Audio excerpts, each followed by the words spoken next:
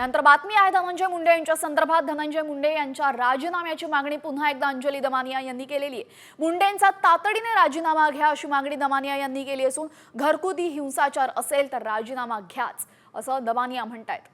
सरपंच संतोष देशमुख हत्या प्रकरणापासून ऍक्टिव्ह झालेल्या अंजली दमानिया या आता करुणा मुंडे यांना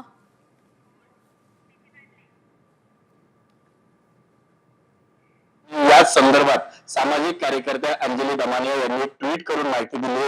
अंजली दमानिया यांकडून थेट जाणून घेऊया, ताई काय सांगाल? आपण एक ट्विट केलंय धनंजय मुंडे यांच्या संदर्भात जो फॅमिली कोर्टाने जो निर्णय दिला त्या संदर्भात ट्विट करून आपण माहिती नेमकं काय प्रकरण आहे? कसं आहे की करुणा मुंडे यांनी मला आधी देखील संपर्क करण्याचा प्रयत्न केला होता, पण मी कोणाच्या वैयक्तिक गोष्टींमध्ये पडत नाही म्हणून मी काहीच बोलले नव्हते आणि वेळेत त्यांना भेटलेही नव्हते। पण काल रात्री मला कोणीतरी ही ऑर्डर पाठवली आणि फोन देखील आला की बाबा त्यांना शेवटी न्याय मिळालाय। तर मी ती ऑर्डर आता सकाळी वाचली आणि अतिशय शॉकिंग होती आणि त्याच्यात असं लिहिलंय की त्यांच्यावर डोमेस्टिक व्हायलन्स झालाय का, म्हणजे करुणा मुंडे यांच्यावर।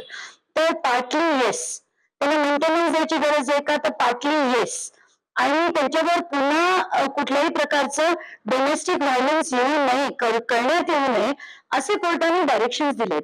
तर एक स्त्री म्हणून मी याचं स्वागत करते, एक स्त्री म्हणून मला त्या स्त्रीने दिलेला लढा योग्य वाटतो म्हणून मी त्याचं स्वागत करते। आणि मला असं वाटतंय की आताच्या घटनेला जे करुणा मुंडे इतके वर्ष म्हणत होत्या की त्या त्यांच्या पहिल्या पत्नी होत्या, हे देखील कोर्टाने आता मान्य केलंय। तर याच्यातनं दोन गोष्टी आहेत। पहिलं म्हणजे आम्ही त्या भ्रष्टाचाराचे आरोप केले, त्यांच्या दहशतीबद्दल बोललो आणि या सगळ्या डिटेल्स आम्ही दिलेल्या आहेत।